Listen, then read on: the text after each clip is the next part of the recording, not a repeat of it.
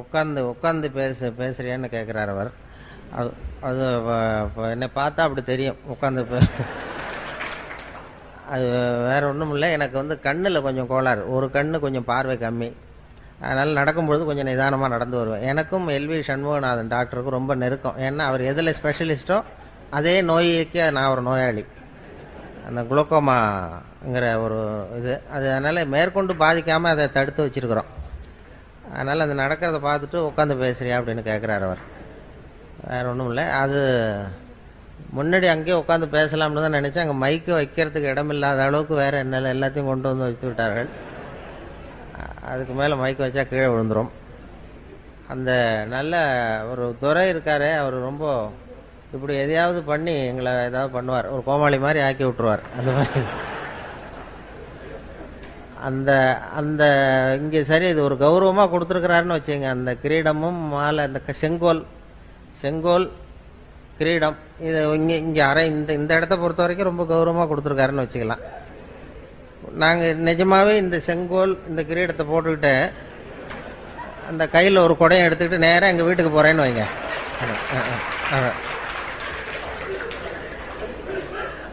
அங்கே மரியாதை கிடைக்குமா? இப்போ இங்கே வந்து மரியாதையை கொடுக்குற அந்த செங்கோலும் இதுவும் அங்கே போனால் மரியாதையை குறைச்சிரும். இப்படி ஏதாவது வித்தியாசமாக பண்ணுறது தான் துரைக்கு வேலை. அவர் வந்து ஏதாவது இப்படி பண்ணிடுவார்னு தெரியும். இந்த விருதே வந்து அவர் ஐவி அவர்களுக்காக, வீரபத்திரன் அவர்களுக்காக தான் கொடுக்கணும்னு சொல்லி தீர்மானம் பண்ணி எல்லாம் முடிவு பண்ணது. அப்புறம் பத்திரிகை பார்க்குறேன் ஏம்பேரியம் போட்டிருக்கு. அதில் எப்படி போட்டாருன்னா சரி, அது எதுக்கு போட்டாருங்கிறது அப்புறம் தான் தெரியுது. இந்த நாலு தடவை வந்தேன் போனேன், அப்புறம் என்னாரு, அப்புறம் பேசும்பொழுது அவங்க யாரையும் சொல்லி அவங்க காசு வாங்குறாங்க, பணம் வாங்குறாங்க அப்படின்லாம் பேசிக்கிட்டு இருந்தார்ல. நான் இது வரைக்கும் அவர் வந்து நான் வந்து இது வரைக்கும் என்னுடைய சொந்த செலவில் தான் வந்து போயிட்டுருக்கேன், காசுலாம் வாங்குறதில்ல. அது இப்படி வந்து அதுக்கு பதிலாக தான் இதெல்லாம் கொடுத்துட்டார். பணத்தை விட இது கொஞ்சம் சீப்பு. இப்போ பேசுகிறவங்களுக்கு பணம் கொடுக்குறதுன்னா அதை விட இதுக்கு கரையம்லாம் போட்டிங்கன்னா சீப்பாக முடியும். அதேமாதிரி ஒரு பட்டம் கொடுக்குறதும் அதை விட சுலபம். அதனால் மனிதநேய மாமணின்னா அது அவ்வளோ சுலபமாக கொடுத்துட்டார். அதனால் இப்போ இது மூலமாக சுத்தமாக காசு இல்லைங்கிறத மறைமுகமாக சொல்லிட்டார். இதான் விஷயம். இப்படி என்ன வந்து ஒன்றும் இல்லாதவனை ஆக்கி அவர் இதே தான் பண்ணுறார். எல்லாம் இது மட்டும் இல்லை, மற்ற கூட்டங்கள்லையும் ஏதாவது பேசணுன்னா தஞ்சாவூருக்கு வந்திருந்தார். அங்கே முக்கியமானவங்களாம் வந்திருந்தாங்க. அங்கே உள்ளவங்கள்ட்டையும் இவர் வந்து பணமே வாங்க மாட்டார் சார், காசு வாங்க மாட்டார் சார். அவர் மேடையில் ஏறி கொடுத்தாலும் வாங்க மாட்டார், நீங்கள் கொடுத்தாலும் வாங்க மாட்டார்னு பகிரங்கமாக அறிவிச்சிட்டார். உண்மை என்னன்னா, நான் கேட்டாலும் அவர் கொடுக்க மாட்டாருங்கிறது தான் உண்மை. அது சும்மா நான் வந்து ஒரு தொழில்முறை பேச்சாளர் கிடையாது, வெளியில் போய் விதமாக பேசுறதும் கிடையாது, அது மாதிரி பழக்கம் இல்லை. சும்மா ஏதோ வந்து கொஞ்சம் வேடிக்கையாக ஏதாவது சில ஜோக்கெல்லாம் சொல்கிறது வழக்கம். வேற ஒரு குறிப்பிட்ட தலைப்பில் பேசிலாம் பழக்கம் இல்லை. இப்போ ஒரு மற்ற பேச்சாளர்கள் மாதிரி அவங்கெல்லாம் ஒரு தொகை கேட்குறாங்கன்னா அந்த தகுதி அவங்களுக்கு இருக்குது. நீங்கள் எதை பற்றி வேணாலும் பேச முடியும். இனிமேல் என்னுடைய வாழ்நாள் பூரா பொன்னாடை தேவைப்படாதுன்னு நினைக்கிறேன். அந்த அளவுக்கு கொடுத்துட்டாங்க. பொதுவாக பொன்னாடை வந்து எங்கேயும் அதிகமாக நான் அதிக கூட்டத்துக்கு போகாததுனால எனக்கு பொன்னாடைகள்லாம் யாரும் போத்துறதில்ல. எதுவும் வேணாங்கிறது பொன்னாடையும் வேண்டான்னு விட்டுருவாங்க. அது மாதிரி பண்ணிடுறது. அந்த இருந்தாலும் இது ஒரு அன்பு. ஈரோட்டுக்கு வந்தால் அந்த இது மாதிரி பொன்னாடை கொடை இதெல்லாம் நிறையா கிடைக்குது. இந்த கொடை நண்பர் வந்து இது முதல் தடவை இல்லை, இது 3வது கொடையோ 4வது கொடையோ தெரியல, எனக்கு கொடுத்துருக்கிறார். 4வது கொடை கொடுத்துருக்கிறார். அதனால் எங்கள் வீட்டில் அப்படியே வீட்டுக்கு வந்தீங்கன்னா கொடையாக தொங்கும் வரிசை. இதெல்லாம் அதான் அன்பை வெளிப்படுத்துகிறதுக்காக அப்படி செய்கிறாங்க. அது எங்களுக்கு என்ன சங்கடம்னா, இதையெல்லாம் இனிமேல் தூக்கிட்டு ரயிலில் போய் சேரணும் பாருங்க, அது கஷ்டம். அதனால் உங்கள்கிட்ட நான் வந்து ஈரோட்டில் உங்ககிட்டையும் நகைச்சுவை மன்றத்துக்கிட்டையும் நாங்கள் வர்றது வெறும் அன்பை மட்டும்தான் எதிர்பார்த்துக்கிட்டு வரோம். வேற இது மாதிரி சுமைகளை எதிர்பார்த்துக்கிட்டு வரல. இப்போ என்னாச்சுன்னா, நாங்கள் சும்மா வர்றதுக்கு அதுக்கு இதுக்கெல்லாம் ஒரு விலை போட்டு கொடுத்தது மாதிரி ஆயிட்டுது. அதுக்கு ஒரு வேல்யூ மாதிரி இது. அதனால எதுவுமே தர வேண்டாம். 5வது தடவை என்ன கூப்பிடுற அபிப்பிராயம் இருந்தா அவர் எங்களுக்காக எதையுமே செய்ய வேண்டாம். சாப்பாடு கூட போட வேண்டாம், நாங்களே அப்படி வளரும். அவங்க வீட்டில் போய் அவர் அவர் என்ன பண்ணுவாருன்னா, ரொம்ப துறையை பற்றி உங்களுக்கு தெரியும், ரொம்ப கஷ்டப்படுறாரு இதை நடத்தணுங்கிறதுக்காக. சொந்த காசெல்லாம் நிறைய செலவு பண்ணுறாரு. அதையெல்லாம் பார்த்துட்டு தான் நீங்கள் எதுக்கு அனாவசிய செலவுன்னு சொல்லி நானே சண்டை போட்டேன். நீங்கள் செலவு பண்ணி இந்த என்ன சார் ஜனங்களை சிரிக்க வைக்கிறோம், அது ஒரு சேவை தானே, அதுக்கு செலவு பண்ண என்ன அப்படிங்கிறது அவருடைய கொள்கை. சரி செலவு பண்ணுங்க, இது அனாவசிய செலவெல்லாம் குறைக்கலாம்ல. இப்போ இந்த கிரீடம் செங்கோல்லாம் நாங்கள் வச்சுக்கிட்டு என்ன பண்ண போகிறோம், இந்த செலவையெல்லாம் குறைச்சிக்கிட்டு நீங்கள் வேறு ஏதாவது உபயோகமாக செலவு பண்ணலாமேன்னு சொன்னேன். அது என்னமோ அவருக்கு இப்படி ஒரு இது பரவாயில்ல. அதை அதனால் இந்த செங்கோல்லாம் அவர்கிட்டே திருப்பி போகும்பொழுது அவருக்கே போட்டு விட்டுட்டு அவர் கையிலேயே கொடுத்துட்டு தான் போகணும். ஆனால் தயவு செய்து அந்த கொடுத்த பட்டத்தை திருப்பி கேட்க வேண்டாம் என்று கேட்டுக்கொள்கிறேன். ஏதோ கை தவறி கொடுத்துட்டு போடாது அப்படின்னு கேட்டாருன்னா ரொம்ப கஷ்டமாக இருக்கும். அப்படி பண்ணுறது இந்த வேடிக்கை, இந்த சிரிப்பு அது சொன்னாங்க இல்லையா, அதாவது மனுஷனுக்கே நமக்கு வந்து இயல்பாக நடக்கக்கூடியது இந்த ரெண்டு விஷயம். அதாவது நடக்கிறது, நம்ம நடக்கிறோம் பாருங்க, இந்த நடக்கிறது சிரிக்கிறது, இது ரெண்டும் இயற்கையாக நடக்கணும். அதுக்கு வந்து இப்போ நம்ம உடம்புல இருக்கிற உறுப்புகள்லாம் சரியாக வேலை செய்யறதுக்கு அந்த காலில் மட்டும் பாதத்தில் அழுத்தம் கொடுத்தா போகிறோம்.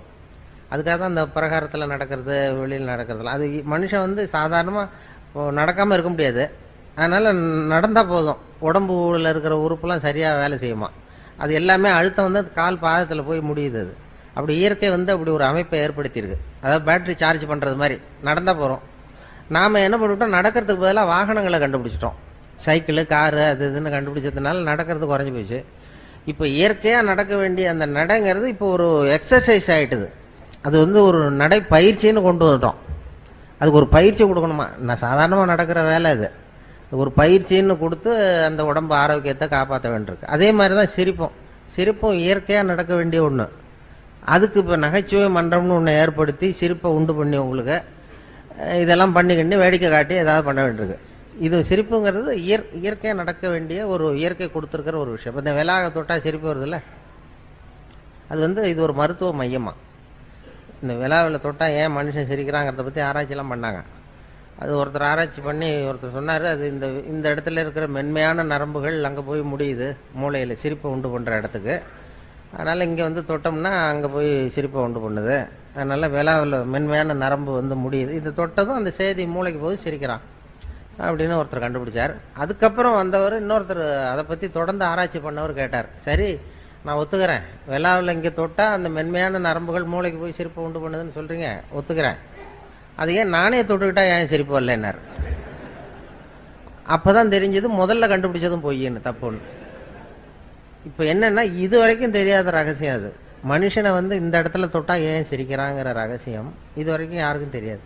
அது என்ன சொல்றாங்க ஒரு யூகத்தில், என்ன இது வந்து ஒரு மருத்துவ மையம், இயற்கை கொடுத்துருக்கிற ஒரு மருத்துவ மையமா.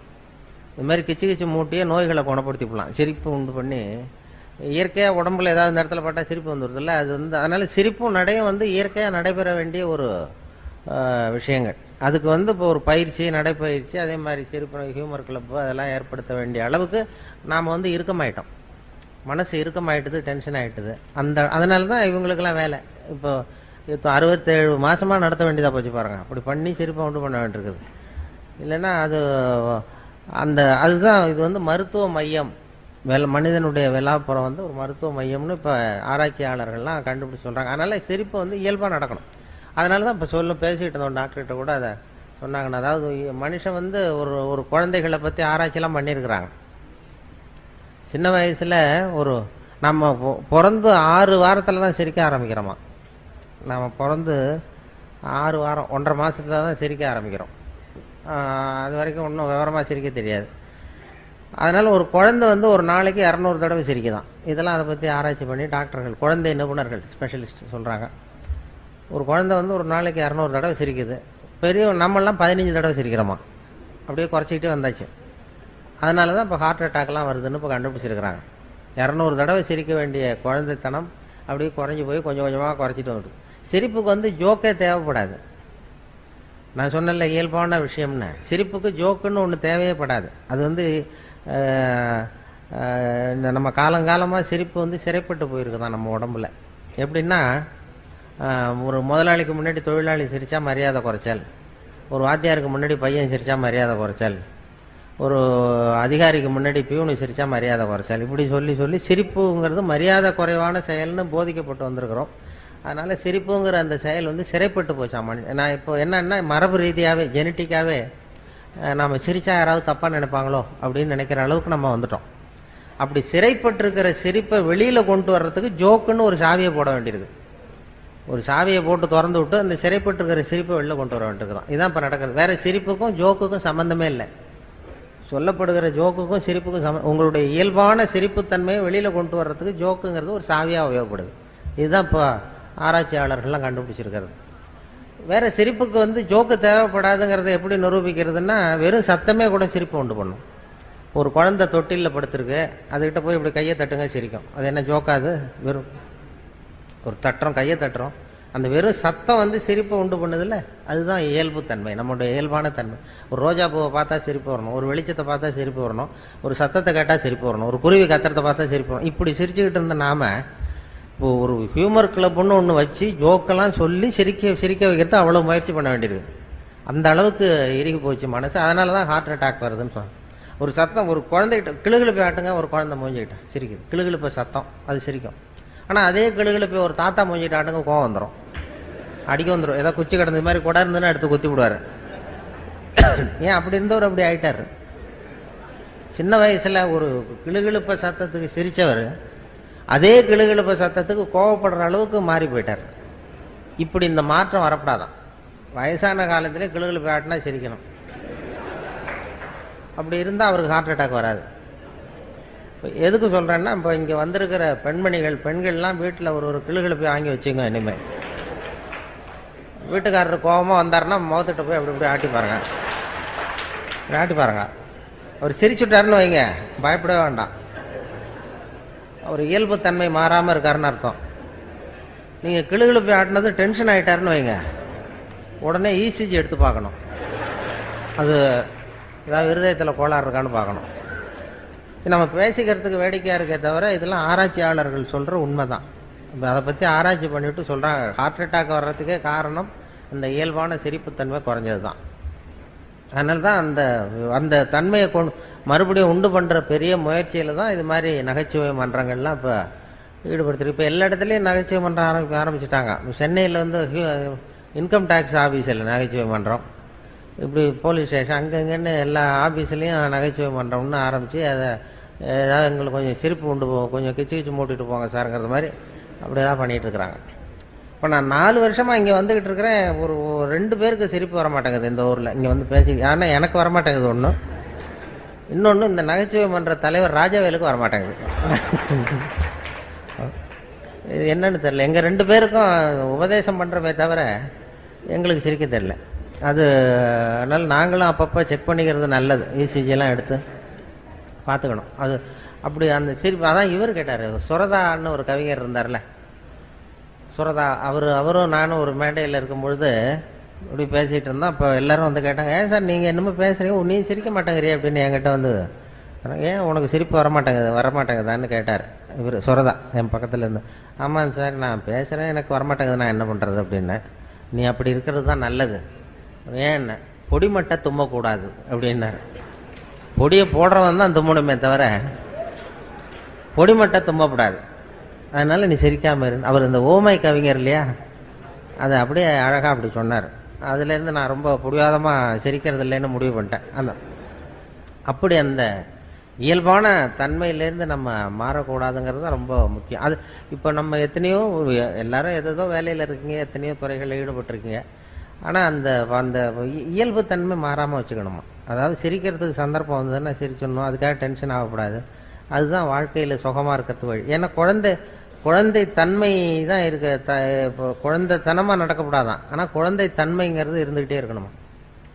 குழந்தைத்தனம்ங்கிறது வந்து வேற, குழந்தை தன்மைங்கிறது வேற. சைல்டு லைக் சைல்டிஷ் அப்படின்னு சொல்றாங்கல்ல ஆங்கிலத்தில், அது மாதிரி குழந்தை தன்மையோடு வாழ கற்றுக்கொள்ளுங்கள், குழந்தைத்தனமாக வாழாதீர்கள். அதுதான் குழந்தைத்தன்மை. அது வந்து எப்போதும் இருக்கும், அது நமக்குள்ள இருந்துகிட்டே இருக்கணும் கடைசி வரைக்கும். அந்த குழந்தைத்தன்மை மாறாம இருக்கணுமா கடைசி வரைக்கும். அப்படி இருந்தா ஹார்ட் அட்டாக்லாம் வராது. இயல்பு தன்மை மாறாம வாழ்க்கைய வந்து இல்லைன்னா என்ன ஆகும்னா, சிரிக்கிறதுக்கு அப்படியே கட்டுப்படுத்திக்கிட்டே வரோம்னு வைங்க, ஒரு கட்டத்துல அப்புறம் ஒரே அடியா சிரிக்க ஆரம்பிச்சிடும் தனியா உட்காந்து. பைத்தியம் பிடிச்ச மாதிரி ஆகிடும். அது அது அது அது என்ன மொத்தமாக சேர்ந்து வந்துடும். தினம் 200 தடவை சிரிக்க வேண்டியது அப்படியே சேர்ந்து சேர்ந்து அப்புறம் திடீர்னு ஒரு நாள் எல்லாத்தையும் தொடர்ந்து சிரிக்க ஆரம்பிச்சிருவோம். அது அப்படி சில பேருக்கு மனநோய் வந்துடும். அது சொல்லுவாங்க மனநோய் இதை பற்றி. ஏன்னா அந்த இந்த இந்த உலகத்தில் அப்படி தான் இருப்பாங்களாம். அதாவது ஒரு ஒரு இதே சொல்லுவாங்க, சித்த சுவாதீனத்துடன் கூடிய பைத்தியத்தன்மையுடன் வாழ கற்றுக்கொள்ளுங்கள் அப்படின்னு ஒரு உபதேசம் இந்த நூற்றாண்டில். ஏன்னா ஒரு 400 வருஷத்துக்கு முன்னாடி நம்ம எவ்வளவு சுமையோடு இருந்தோமோ டென்ஷனோட அது 40 பங்கு இப்போ அதிகமாகிருக்குதான். 400 வருஷத்துக்கு முன்னாடி நான் வந்து மனசு வந்து இறுக்கமாயிட்டுது, டென்ஷன். என்ன காரணம்னா புது புது அறிவியல் கண்டுபிடிப்புகள் புதுசாக கண்டுபிடிக்கிறோம்ல, அது வந்து அதில் சௌகரியமும் இருக்குது அசௌகரியமும் இருக்குது. இப்போ இந்த மைக்குன்னு ஒன்று கண்டுபிடிச்சதுக்கு அப்புறம் தான் பவர் கட்டுன்னா டென்ஷன் ஆகிறோம். இது நின்று போடும் உடனே டென்ஷன். லைட்டு நின்று போச்சுன்னா டென்ஷன் ஆயிரும். மின்சாரம்னு ஒன்று கண்டுபிடிச்சதுனால தானே. மின்சாரம்னு ஒன்று கண்டுபிடிக்கலைன்னா பவர் கட்டுனா என்னென்னு தெரியாது நமக்கு. அது மாதிரி புதுசாக ஒரு பொருளை கண்டுபிடிக்கும் பொழுது அதனுடைய இது ரொம்ப இதாகிடும். இப்போ அதனால் அந்த இறுக்கத்தை குறைக்கிறதுக்கு சித்த சுவாதீனத்துடன் கூடிய பைத்தியத்தன்மையுடன் வாழ கற்றுக்கொள்ளுங்கள் அப்படின்னு ஒரு உபதேசம் சொல்லுவோம். அது என்ன சித்த சுவாதீனத்துடன் கூடிய பைத்தியத்தன்மை அப்படின்னா, பைத்தியம்னாவே சித்த சுவாதீனம் இல்லாமல் போகிறது தான். சித்த சுவாதீனத்துடன் கூடிய பைத்தியத்தன்மைன்னா, இப்போ நீங்கள் வந்து உங்கள் வீட்டுக்காரர்கிட்டயோ வீட்டுக்காரம்மாட்டே யாரை கேட்குறீங்க, 8ஐயும் 3ஐயும் பெருக்கினா என்ன அப்படின்னு கேட்குறீங்க. அவர் 23ன்னு சொல்லிடுறாருன்னு வைங்க. உங்கள் வீட்டுக்காரரை கேள்வி கேட்குறீங்க, 8ஐயும் 3ஐயும் பெருக்கினா என்ன, 23ன்னு சொல்கிறார். 24ன்னு சொல்லணும், 23 சொல்கிறார். உடனே நீங்கள் அவர்கிட்ட சண்டைக்கு போகக்கூடாது. பரவாயில்ல, எங்கள் வாத்தியார் 24ன்னு சொல்லி கொடுத்துருக்காரு, உங்கள் வாத்தியார் 23ன்னு சொல்லி கொடுத்துருப்பாரு போல்ருக்கு. ஒன்று தானே வித்தியாசம். அதுவும் வாய்ப்பாட்டிலே எத்தனையோ எடிஷன் இருக்கு இல்லையா, பரவாயில்ல அப்படின்னு போகணுமா. இதுதான் சித்த சுவாதீனத்துடன் கூடிய பைத்தியத்தன்மை. 24 தான் சரிங்கிறது சித்த சுவாதீனம். 23ன்னு சொல்கிறாரு, அதை ஒத்துக்கிறோம் பாருங்க, அதான் பைத்தியத்தன்மை. அந்த மனோபாவம் வந்து குடும்பத்திலையும் சரி அலுவலகத்திலையும் சரி வெளி உலகத்திலையும் இருந்ததுன்னா டென்ஷன் வராது, இருதய பாதிப்பு வராது. இப்போ அதாவது ஒரு பேங்க் உத்தியோகத்துக்கு ஒருத்தன் போனான், ஒரு பேங்க்கில் வேலை பார்க்குறதுக்கு ஒருத்தன் அப்ளை பண்ணால் இன்டர்வியூக்கு கூப்பிட்டாங்க. இன்டர்வியூ கூப்பிட்டு தான் அவங்க கேள்வி கேட்டாங்க, 8ஐயும் 3ஐயும் பெருக்குனா என்னடான்னு. இவன் 23ன்னு சொல்லிட்டான், வாய் தவறி சொல்லிவிட்டான்.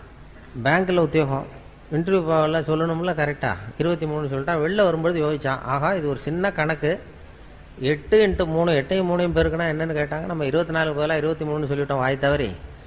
நிச்சயமாக நமக்கு இந்த பேங்க்கில் வேலை கிடைக்காது. ஏன்னா பேங்க் உத்தியோகத்தில் இது கூட தெரியலன்னா எப்படி பேங்க்கில் வேலை கொடுப்பாங்க, நமக்கு கிடைக்காது அப்படின்ட்டு போயிட்டான். ஏதோ உளறிட்டோம்னு போனால் ஒரு 10 நாளில் அப்பாயின்மெண்ட் ஆர்டர் வந்துட்டுது அவனுக்கு, வந்து வேலையில் சேர்ந்துக்கிடான்னு. அப்போ நினச்சானா, சரி நம்ம பதில் சொன்னதை அவரும் சரியாக கவனிக்கலை போல இருக்கு, இந்த கேள்வி கேட்டவரும். இது அவர்கிட்ட இப்போ நம்ம சொல்லக்கூடாது உண்மையாக, நம்ம நேராக போய் வேலையில் சேர்ந்துக்குவோம். வேலை பர்மனெண்ட் ஆனதுக்கப்புறம் அவர்கிட்ட உண்மையை சொல்லுவோம், அதான் சரி அப்படின்னு சொல்லி நேராக வேலையை போய் சேர்ந்துட்டான். சேர்ந்துட்டு பேசாமல் கம்முன்னு இருந்தான். வேலை நிரந்தரமாச்சு, நிரந்தரமாக நியமன உத்தரவு கொடுத்தாங்க. அதுக்கப்புறம் அந்த மேனேஜர்கிட்ட போய் உட்காந்தான். சார், அன்னைக்கு இன்டர்வியூக்கு வந்தப்போ என்ன ஒரு கேள்வி கேட்டீங்க, 8ஐயும் 3ஐயும் பெருக்குனா என்னன்னு கேட்டீங்க, நான் வாய் தவறி 23ன்னு சொல்லிட்டேன், நீங்கள் அது சரியாக கவனிக்கலை, எனக்கே வேலை கொடுத்துட்டீங்க சார், ரொம்ப தேங்க்ஸ் அப்படின்றான். இனிமேல் ஒன்றும் பண்ண முடியாதுல்ல அதனால். அப்போ அவர் சொன்னாராம் மேனேஜர், அப்படி இல்லைப்பா, நீ அன்னைக்கு இன்டர்வியூக்கு வந்தப்போ மொத்தம் 294 பேர் வந்தாங்க இன்டர்வியூக்கு அன்னைக்கு. நான் அந்த 294 பேர்கிட்ட இந்த கேள்வி கேட்டேன், 8ஐயும் 3ஐயும் பெருக்குனா என்னன்னு. நீ சொன்னது தான் நியரஸ்ட் கரெக்ட் ஆன்சர். நான் ஒன்றும் தப்பாக பண்ணிப்பில்ல கொடுத்துடல, அதனால் இருக்கிறதுல நீ கட்டிக்காரன் பரவாயில்ல அப்படின்னு சொல்லி நான் ஏமாந்ததான் நினைக்காதேன்னாரான். இது எதுக்குன்னா, வாழ்க்கையில் வெற்றி பெற வேண்டும்னு நினைக்கிறவங்க நியரஸ்ட் கரெக்ட் ஆன்சரை தான் பார்க்கணுமா, பர்ஃபெக்ஷன் பார்க்கக்கூடாது. நியரஸ்ட் கரெக்ட் ஆன்சருங்கிறது ஒரு தத்துவம். வாழ்க்கை கலையில் வெற்றி பெறணும்னு நினைக்கிறவங்க கிட்டத்தட்ட எல்லாம் சரியாக இருந்தால் சரி தான். இன்றைக்கி சாப்பிட்ற சாப்பாடு வந்து ஏதோ கிட்டத்தட்ட சுமாராக சாப்பிட்றாப்புல இருந்தால் போதும், அது ரொம்ப பிரமாதமாக இருக்கணும்னு எதிர்பார்க்கக்கூடாது. அது மாதிரி அறிவியலில் துல்லியம் முக்கியம். சயின்ஸு அறிவியல் விஷயங்களில் வந்து துல்லியம் தான் முக்கியம், அதில் நியரஸ்ட் கரெக்ட் ஆன்சர் பார்க்கக்கூடாது. சயின்ஸ்லாம் துல்லியம் தான் முக்கியம். வாழ்க்கைங்கிற கலையில் நியரஸ்ட் கரெக்ட் ஆன்சர் முக்கியம். அறிவியல் எப்படின்னா, இப்போ ஒரு ராக்கெட்டை வந்து செவ்வாய் கிரகத்துக்கு அனுப்புகிறோம்னு வைங்களேன், அது தவறி போய் புதனில் இறங்கி விடுது. பரவாயில்ல, ஒன்று தானே வித்தியாசம், நியரஸ்ட் கரெக்ட் ஆன்சர்னு போயிடக்கூடாது. அறிவியலில் வந்து துல்லியம் முக்கியம். வாழ்க்கைங்கிற கலையில் கிட்டத்தட்ட சரியாக நீங்கள் நினைக்கிறது மாதிரி 100% நீங்கள் எதிர்பார்க்கறது மாதிரியே உங்கள் கணவரோ அல்லது மனைவியோ இருக்க முடியாது. அதை அந்த நியரஸ்ட் கரெக்ட் ஆன்சர் பார்க்குற மனோபாவம் வந்துட்டுதுன்னு வைங்க, பிரச்சனையே வராது வாழ்க்கையில். ஆனால் அது நம்ம நினைக்கிறது மாதிரியே இருக்கணும்னு எதிர்பார்க்குறோம். சுத்தமாக 100% அப்படியே இருக்கணும்னு நினைக்கிறது. அதனால தான் சண்டை சச்சரவு. பர்ஃபெக்ஷன் ஒன்று உலகத்தில் எதுவுமே கிடையாது. நானாக என் மனசில் ஒரு உருவத்தை வரைஞ்சிக்க வேண்டியது, எதிரில் பார்க்குறது நான் வரைஞ்ச உருவத்தை மாதிரியே இருக்கான்னு நான் பார்க்குறேன். அப்படி ஒத்து போச்சுன்னா அது பர்ஃபெக்ட்னு ஒத்துக்கிறேன். அது ஒத்து போகலன்னா அது சரியில்லைங்கிறேன். அது கோளாறு நான் வரைஞ்சத்தில் இருக்கே தவிர அந்த பொருள் இல்லை. அதுதான் முக்கியம். அதுதான் வாழ்க்கையினுடைய நுணுக்கமே. அதுதான் அழகுங்கிறது. அப்படி தான் அழகுன்னு ஒன்று வெளியில் ஒன்றும் கிடையாது, பொருளில் கிடையாது. அழகாய் இருக்கிற பொருளை நீங்கள் விரும்புவதில்லை, நீங்கள் விரும்புகிற பொருள் அழகாக இருக்கிறது அப்படிங்கிறது தான் உண்மை. உங்களுக்கு பிரியமாக இருந்தால் அது அழகாக தெரியும், பிரியம் இல்லைன்னா அழகாக இருக்காது. அதனால் அழகுங்கிறது நீங்கள் விரும்புகிறீங்களா இல்லையாங்கிறத பொறுத்து அமையதே தவிர பொருளில் உள்ள விஷயம் கிடையாது. அது அழகாக இருக்கும். அதான் அழகாக இருக்கிற பொருளை நீங்கள் விரும்புவதில்லை, நீங்கள் விரும்புகிற பொருள் அழகாக இருக்கிறது. அந்த மனோபாவத்தை குடும்பத்தில் நம்ம உண்டு பண்ணிட்டோம்னா வாழ்க்கையில் அந்த டென்ஷன் இருக்காது. எப்போதும் அந்த சிரித்து வாழணுங்கிறாங்க இல்லையா, அந்த இயல்பு தன்மையோடு நம்ம வாழறதுக்கு அது ரொம்ப உதவியாக இருக்கும். குடும்பத்தில் எத்தனையோ பிரச்சனைகள் வரலாம், அது சொல்லுவாங்க நிறையா. சின்ன சின்ன ஒரு நல்ல குடும்பங்கிறது எப்படின்னா அனுசரித்து போகணும், ஒருத்தரை விட்டு கொடுத்து போகணும், சந்தேகம் கூடாது, அப்படி இப்படின்னு சொல்லுவாங்க. அதாவது ஒருத்தன் வந்து ஒரு பொண்ணை கல்யாணம் பண்ணிட்டு வந்தான். குடும்பத்தில் சந்தேகம். அவன் என்ன சொல்லிட்டாங்க எல்லாரும், டே நீ கல்யாணம் பண்ணிட்டு வந்திருக்கிறிய, அந்த பொண்ணுக்கு காது சரியாக கேட்காதுரா அப்படின்ட்டாங்களாம். இவனுக்கு ரொம்ப வருத்தமாக போச்சு. ஆகா, நம்ம கல்யாணம் பண்ண பொண்ணு காது சரியாக கேட்கலன்னு சொல்கிறாங்க, இதை எப்படி கண்டுபிடிக்கிறது, டெஸ்ட் பண்ணணும்னு பார்க்குறான். நேராக போய் உனக்கு காது கேட்குமா அப்படின்னு கேட்டால் சண்டை வந்துடும். இது எப்படியாவது சோதனை பண்ணணும்னு வெளியில் போகிறது மாதிரி போனான். வெளியூருக்கு போன வெளில எங்கேயோ கடத்தருக்கு போனது மாதிரி போயிட்டு திரும்பி வந்தான். திரும்பி வந்து தெருவில் நின்றுக்கிட்டு இன்றைக்கி என்ன சாம்பார் அப்படின்னா பதிலே வரல. ஆஹா, நம்ம கேட்டது தப்பு, சரிதான், காது கேட்கல மனைவிக்குன்னு முடிவு பண்ணிட்டான். அடுத்தது வீட்டுக்குள்ளே வந்து நின்று 2வது தடவையாக கேட்டான். வாசலுக்குள்ளே வந்து நின்றுக்கிட்டு இன்றைக்கி என்ன சாம்பார் அப்படின்னா 2வது தடவையும் பதில் வரல. சரி, ஏமாந்து போட்டோம் நம்ம அப்படின்னு சொல்லிட்டு நேராக அடுப்பங்கரைக்கு போனான். அடுப்பங்கரையில் அந்த பொண்ணு ஏதோ சமைச்சிக்கிட்டு இருக்கு, சமையல் பண்ணிகிட்டு இருக்கு. அது சமையல் பண்ணிகிட்டு இருக்கு, அது காதுகிட்ட போய் இப்படி வச்சுக்கிட்டான் கையை. இப்படி கையை வச்சுக்கிட்டு வேகமாக கத்துறான். 3வது தடவை இன்றைக்கி என்ன சாம்பார்னு 3வது தடவை கத்துறான். அது கொஞ்சம் கூட அலட்டிக்கவே இல்லை. மெதுவாக திரும்பி இவன் காது ஓரமாக சொல்லுது, 3வது தடவையாக சொல்கிறேன் முருங்கைக்காய் சாம்பார் அப்படின்னு தான். இவனுக்கு காது கேட்கல, இவன் போய் அதை சந்தேகப்படுறான். குடும்பத்தில் இப்படி தான் பிரச்சனை வரும். முதல்ல நம்மகிட்ட இருக்கிற குறை என்னன்னு தெரிஞ்சுக்கிட்டு அடுத்தவங்க பேரில் குறைய கண்டுபிடிக்கணும். நாம் என்ன பண்ணுறோம், முதல்ல அடுத்தவங்க குறைய கண்டுபிடிக்கிறோம். அதனால தான் சிக்கல். குடும்பங்கிறது ரொம்ப அழகாக நடத்த வேண்டிய, வாழ்க்கையில் ரொம்ப புரிந்து கொள்ள வேண்டிய ஒரு கலை அப்படின்னு சொல்லுவாங்க. எங்கள் வீட்டுக்கு ஒருத்தர் வந்திருந்தார். இப்போ சமீபத்தில் ஒரு பத்திரிக்கை கொடுக்க வந்தார், கல்யாண பத்திரிக்கை கொடுக்கறதுக்காக வந்தார். அவரை அழைச்சிக்கிட்டு இன்னொரு இடத்துக்கு போகிறேன், இன்னொரு வீட்டுக்கு பத்திரிக்கை கொடுக்கணும். அவர் வீடு இருக்கிற இடம் தெரியாது, அதனால் அழைச்சிட்டு போகிறேன். அந்த வீட்டில் கணவன் மனைவி 2 பேரும் ஒத்து போகிறதில்ல, அடிக்கடி சண்டை வரும். அந்த வீட்டில் கொண்டு போய் பத்திரிக்கை கொடுக்கணும். நான் அழைச்சிட்டு போகிறேன் இவரை, இந்த ஒரு பெரியவரை. அவங்க 2 பேரும் அடிக்கடி சண்டை போட்டுக்கிறவங்கன்னு தெரியும் அவருக்கு. போய் உட்காந்தோம், காஃபி கொண்டாந்து கொடுத்தாங்க, சாப்பிட்டோம். அப்போ அவங்க அந்த கணவன் மனைவி 2 பேரையும் கூப்பிட்டாரு. 2 பேரையும் கூப்பிட்டு, இதை பாருங்க, இப்போ உங்களுக்கு ஒரு போட்டி வைக்க போகிறேன், நீங்கள் ஜெயிச்சுட்டிங்கன்னா உங்களுக்கு 100 ரூபா அப்படின்னாரு. நான் வேடிக்கை பார்த்துட்டு உட்காந்துருக்கேன். என்ன போட்டி அப்படின்னா, ஒரு நூல் கொண்டு வாங்க, தைக்கிற நூல், சாதாரண நூல் கொண்டு வாங்கினதான் ஒரு இவ்வளோ நீளம் நூல் கொண்டு வந்து கொடுத்தது அந்த அம்மா. இந்த நூலை வந்து அறுத்துடணும், முடியுமா முடியாதா அப்படின்னு கேட்டார். இது என்ன பெரிய வேலை, இது அறுக்கிறது சாதாரண பட்டுன்னு எடுத்தா போயிடும், இதை அறுத்துட்டா 100 ரூபா அப்படின்னாரு. நான் இருக்கிறேன் 2 பேரும் வந்தாங்க, அந்த அம்மாவும் அந்த வீட்டுக்காரனும். நீ 2 பேரும் சேர்ந்து நீங்கள் ஒரு பக்கத்தை பிடிங்க, நான் ஒரு பக்கத்தை பிடிச்சிக்கிறேன், நான் இழுக்கிறேன் நீ இழு, நீங்கள் 2 பக்கமும் 2 பேர் சேர்ந்து அந்த பக்கத்தை பிடிச்சிட்டு இழுங்க, நான் பிடிச்சிட்டு இழுக்கிறேன், அறுத்துருங்க, இழுத்துட்டீங்கன்னா ஆளுக்கு 100 ரூபா தரேன்ருக்காரு. அவங்க ரொம்ப உற்சாகமாக அந்த பக்கத்தை 2 பக்கமும் 2 பேரும் சேர்ந்து பிடிச்சிக்கிட்டாங்க. இவர் வந்த பெரியவர் ஒரு பக்கத்தை பிடிச்சிட்டாரு. இழுத்தாருங்க அப்படின்னாரு. அவங்க 2 பேரும் ரொம்ப பலமாக இழுக்க ஆரம்பித்தாங்க. இவர் இழுக்க விட்டுக்கிட்டே போயிட்டு இருக்காரு, பின்னாடியே இழுத்து சுற்றி வராங்க, இவர் பின்னாடியே போயிட்டே இருக்காரு. 10 நிமிஷம் ஆச்சு, அறுக்கவும் முடியல. அப்புறம் எடுத்து விட்டு, இதுதான் வாழ்க்கை, இதை புரிஞ்சுங்க, உங்களுக்குள்ளே சண்டை போட்டுக்காதீங்க அப்படின்ட்டு போயிட்டார். அதான், அதாவது ஒருத்தர் விட்டு கொடுக்கறதுக்கு தயாராக இருந்தால் அது எவ்வளவு மெலிசான நூலாக இருந்தாலும் யாராலையும் இருக்க முடியாது, லேசான இருக்கணும். அதை அவர் உதாரணமாக செஞ்சு காட்டினார். ஒரு பத்திரிக்கை கொடுக்க வந்த பெரியவர் அப்படி பண்ணிட்டு போனார். வாழ்க்கை அப்படி தான் புரிஞ்சுக்கணும். இல்லைன்னா அர்த்தமில்லாத விஷயத்துக்கெல்லாம் குடும்பத்தில் சண்டை போட்டுக்கிட்டு பிரச்சனை பண்ணிட்டு இருப்போம். ஏன்னா நம்ம மனசு இருக்க சுமை வந்து வர வர அதிகமாகிடும். மற்ற வெயிட்லாம் அப்படியே இங்கே ஒரு 10 கிலோ இப்போ வைக்கிறோம்னு வைங்க, இந்த 10 கிலோவை வந்து நாளைக்கு வந்து இதை எடை போட்டு பார்த்தாலும் 10 கிலோ தான், இன்னும் ஒரு மாதம் கழித்து எடை போட்டாலும் 10 கிலோ அப்படியே இருக்கும். ஆனால் மனசில் இருக்கிற வெயிட் இருக்கு பாருங்கள், அது போக போக அழுத்தம் அதிகமாகிட்டு எடை அதிகமாகிற மாதிரி இருக்கும். அதுக்கு ஒரு உதாரணம் அதுதான் சொல்லுவாங்க. இந்த ஒருத்தர் கையை நீட்ட சொல்லி ஒரு டம்ளரை கொண்டு வந்து, ஒரு டம்ளர் தண்ணியை வந்து உன்னால் தூக்க முடியுமான்னு கேட்டிருக்காரு. இது என்ன ஒரு டம்ளர் தண்ணி என்ன தூக்க முடியாது என்னால் அப்படின்னா, ஒரு வெத்து பாட்டில் வச்சு இப்படி கையை நீட்ட சொன்னார். ஒரு டம்ளர் தண்ணியை வச்சு தண்ணியை ஊற்றினார். இது என்ன தூக்குறது பெரிய காரியம் அப்படின்னா, சரி அப்படியே வச்சிரு அப்படின்னாரு. ஒரு 10 நிமிஷம் ஆச்சு. சார் எப்போ தண்ணி எடுக்கலாம் கேட்க ஆரம்பித்தான். இருறா இன்னும் ஒரு மணி நேரம் ஆகும் எடுக்கிறதுக்குன்னா, ஐயோ இப்போ முடியாது சார், நம்மளால் முடியாதுன்னா. சரி இன்னைக்கு பூரா வச்சிருக்க முடியுமா ஒன்னாலன்னா, ஐயோ தாங்க முடியாது, முதல்ல இதை எடுங்க அப்படின்னா.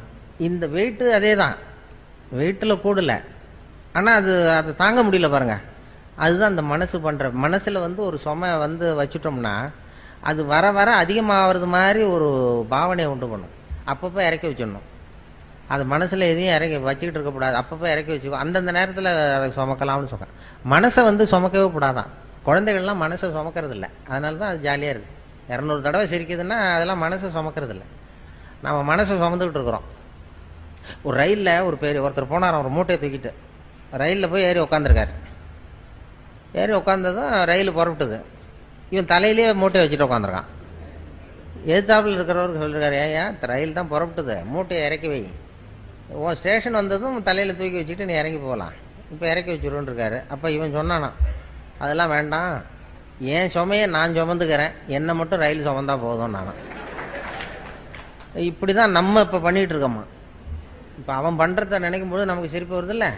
இப்போ நாம் வாழறது அப்படி தான் வாழ்ந்துக்கிட்டு இருக்கோம்மா. தேவையில்லாததையெல்லாம் சுமந்துக்கிட்டு பிரயாணம் பண்ணிகிட்டு இருக்கிறோம். எந்தெந்த நேரம் எதை சுமக்கணுமோ அதை சுமந்தா போதும். இறங்குற நேரத்தில் மட்டும் தூக்கி வச்சுட்டு இறங்கினா போகிறோம்.